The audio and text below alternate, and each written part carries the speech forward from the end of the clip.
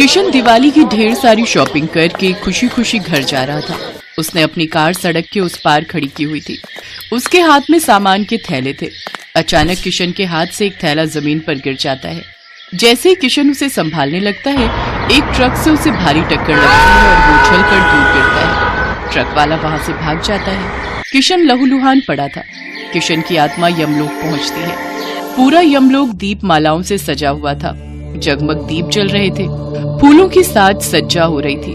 यमलोक जहां हमेशा अंधकार रहता था, वह यमलोक भी दिवाली की साज सजावट से जगमगा रहा था।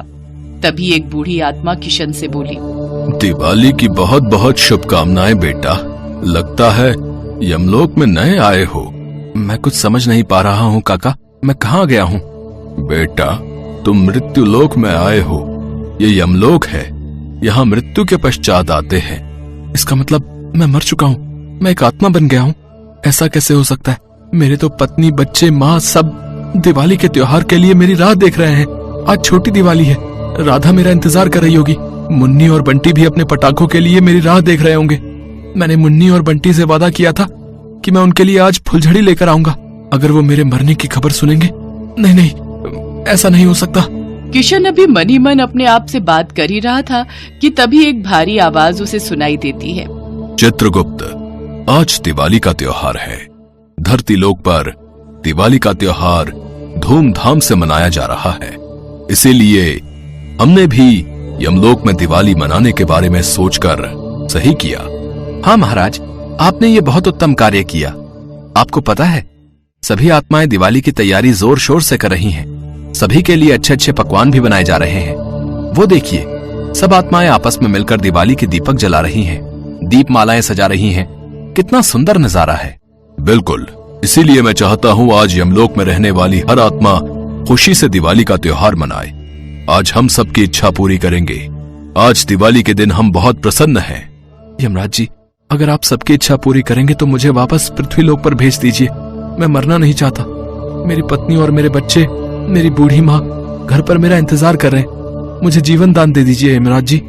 ये कौन है चित्रगुप्त, जो हमसे ऐसी मांग कर रहा है जिसे पूरी करना हमारे वश में नहीं है? महाराज, ये किशन है। अभी थोड़ी देर पहले ही सड़क पर एक ट्रक से इसका एक्सीडेंट हुआ है। इसीलिए इसकी आत्मा यमलोक आ चुकी है या काल मृत्यु को प्राप्त हुआ है।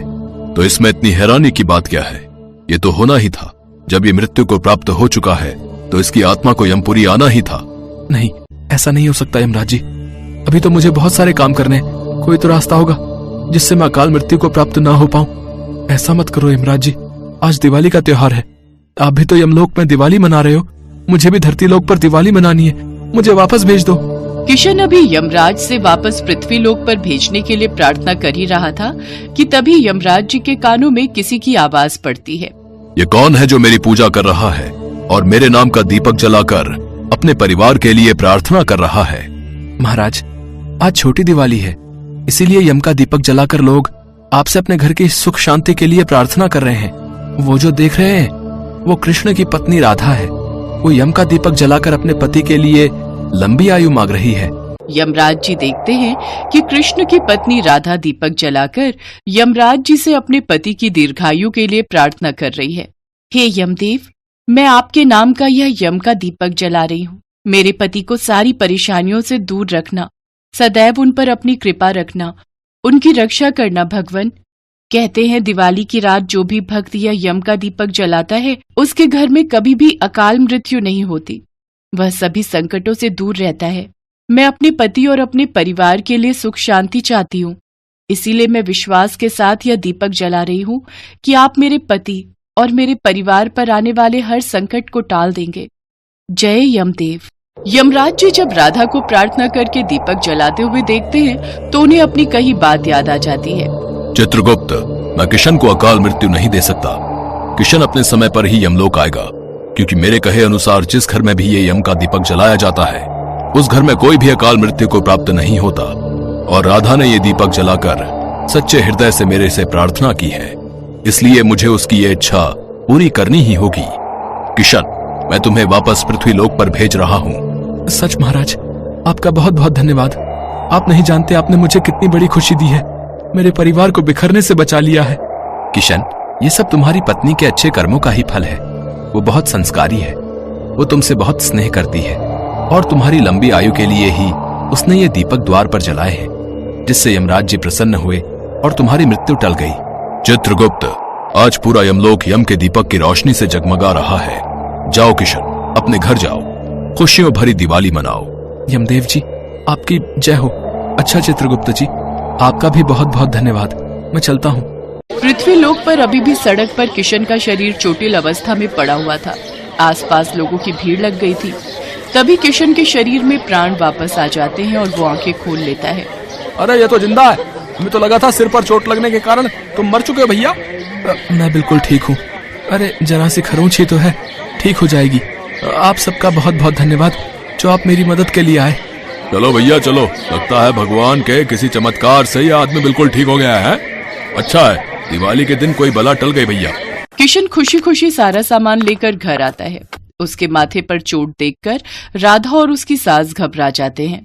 आपको ये चोट कैसे लगी? अरे कुछ नहीं, जरा सी खरोंच है। वो सामान लेकर दुकान से निकल रहा था, वहीं पर लग गई।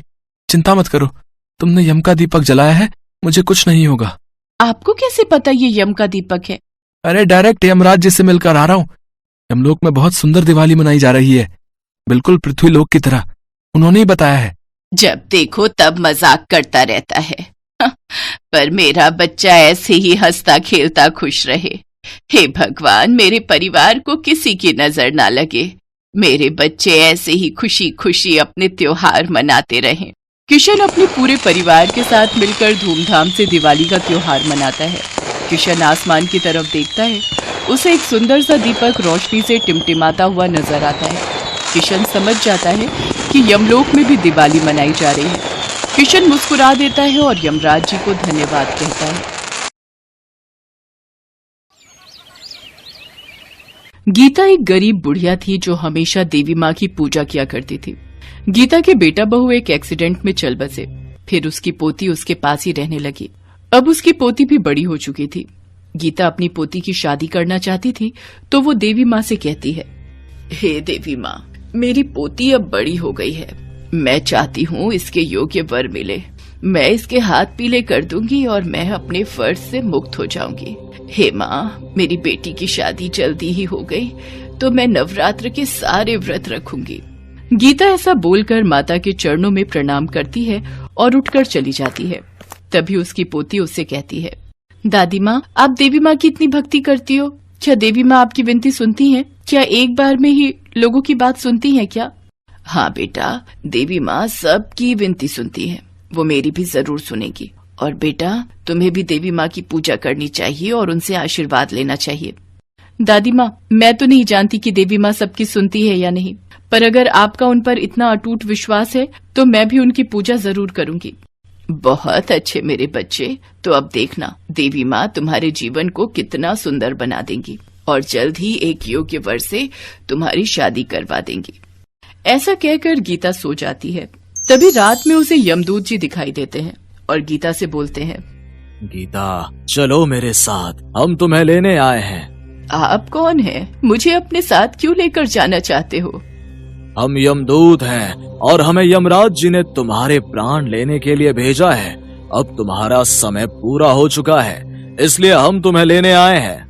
यमदूत जी, ऐसा न कहें। मेरी पोती विवाह योग्य है और उसका इस दुनिया में मेरे अलावा कोई नहीं है। अगर आप मुझे अभी लेकर चले गए तो मेरी पोती की शादी कैसे होगी? मैं चाहती हूँ मेरी पोती की शादी मेरी आंखों के सामने हो जाए, जिससे उसे बाद में कोई परेशानी ना हो। हम यमदूत हैं और हमारे महाराज यमराज जी का आदेश है कि तुम्हारे प्राणों को हर लिया जाए और तुम्हें हमारे साथ चलना ही होगा। हम कुछ नहीं सुनना चाहते। वैसे भी यमराज जी के फैसले के विरुद्ध हम नहीं जा सकते। मैं तुम्हारे साथ अभी नहीं जा सकती, मुझे मेरे फर्ज पूरे करने हैं। तुम्हें मेरे साथ चलना ही होगा, या तो प्यार से, अन्यथा जबरदस्ती। नहीं नहीं, महाकाली मेरी रक्षा करो। आप तो जानती हो मेरी पोती का मेरे अलावा कोई नहीं है। मुझे मौत से डर नहीं लगता, लेकिन मेरे मरने के बाद मेरी पोती का क्या होगा? हे देवी माँ, मेरी रक्षा करो। गीता, हमारी बात मान लो, हम कल के दूत हैं, तुम्हें हमारे साथ चलना होगा। अगर तुम काल के दूत हो तो मैं भी महाकाली की पुजारन हूँ, जो काल से भी बड़ी है, और तुम देख लेना वो मेरी रक्षा अवश्य करेंगी। ठीक है, अगर तुम चाहती हो तो हम तुम्हारे साथ जबरदस्ती करें तो ये भी सही है, पर हम अपने प्रभु का कहना अवश्य ही मानेंगे। फिर यमदूत बुढ़िया को छूते हैं। उन्हें एक जोर का झटका लगता है। अरे ये कैसा झटका था? आज तक हमने इतने लोगों के प्राण हरे हैं, लेकिन कभी ऐसा नहीं हुआ। आखिर ये सब कैसे हो रहा है? तभी महाकाली की आवाज यमदूत के कानों में पड़ती है। यमदूत, मैं तुम्हें आदेश देती हूँ कि तुम अभी गीता के प्राणों को नहीं हरोगे। जब मेरा आदेश होगा तब तुम गीता के प्राणों को ले जाना, पर तब तक तुम इसको कोई नुकसान नहीं पहुँचाओगे।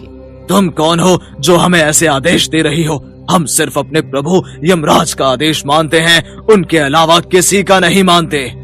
मैं ही दुर्गा हूँ, मैं ही काली, मैं ही महाकाली हूँ, मैं महाकाल से परे हूँ, मैं ही सर्वप्रथम शक्तिशाली हूँ।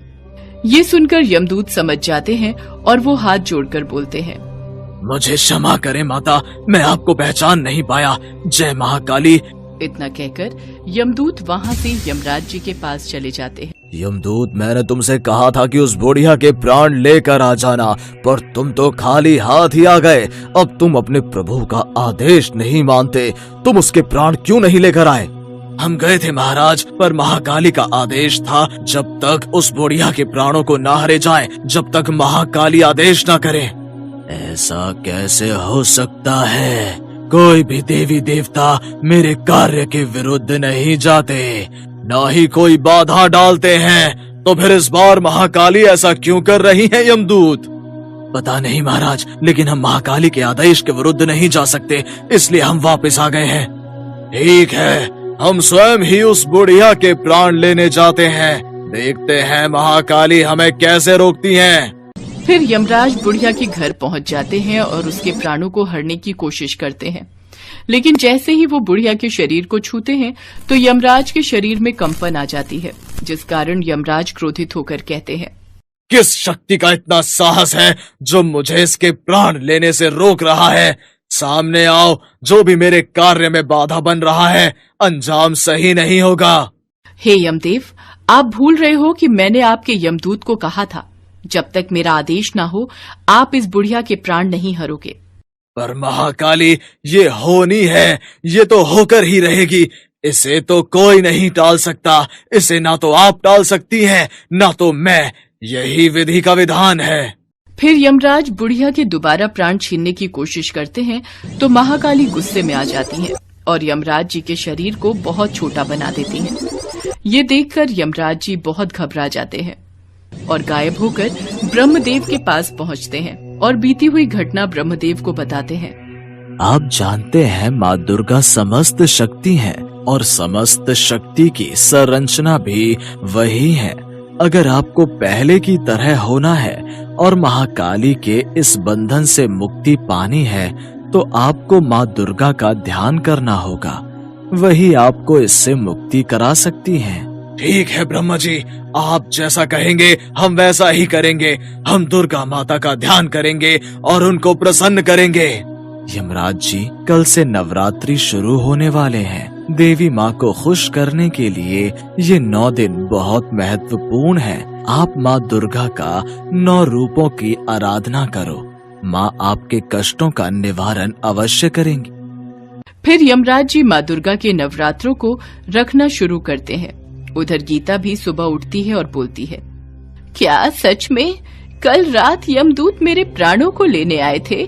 पर अगर वो सच में थे तो बिना मेरे प्राण लिए वापस कैसे चले गए? जो भी हो, ये सब मेरी महाकाली का चमत्कार है। फिर गीता भी बड़ी श्रद्धा से महाकाली के नवरात्र के व्रत पूर्ण करती है। यमराज जी के नवरात्रि पूरे होते ही दुर्गा माँ उनके सामने प्रकट होती है। यमराज जी, मैं तुम्हारी आराधना से प्रसन्न हूँ। बताओ तुम्हें क्या वरदान चाहिए? माँ, मुझे मेरा पहले जैसा ही शरीर चाहिए। मैंने अज्ञानता में गलती कर दी, मुझे क्षमा कर दे माँ महाकाली। मैं महाकाली की शक्ति को पहचान नहीं पाया। हे माँ, मुझे क्षमा करें। यमराज जी, महाकाली मेरा ही एक स्वरूप है। महाकाली की शक्ति के सामने महादेव भी नमन करते हैं। पर यमराज जी, मैं आपका पश्चाताप देखकर आपकी भूल को क्षमा करती हूँ और आपको आदेश देती हूँ कि जब तक बुढ़िया की पोती की शादी नहीं हो जाती तुम उसके प्राणों को नहीं हरोगे। फिर महाकाली माँ दुर्गा की बात मानकर यमराज जी को पहले जैसा बना देती है। फिर कुछ ही दिनों में बुढ़िया को एक अचानक वर मिल जाता है और वो अपनी पोती की शादी कर देती है। फिर यमराज जी बुढ़िया के सामने प्रकट होते हैं। गीता, तुम्हें हमारे साथ चलना होगा। यमराज जी, अब मुझे चलने में कोई संकोच नहीं है। जय महाकाली, मैं जानती हूँ आपने उस वक्त मेरे प्राणों की रक्षा की थी। आप अपने समस्त भक्तों पर ऐसे ही कृपा बनाए रखें। जय हो महाकाली की।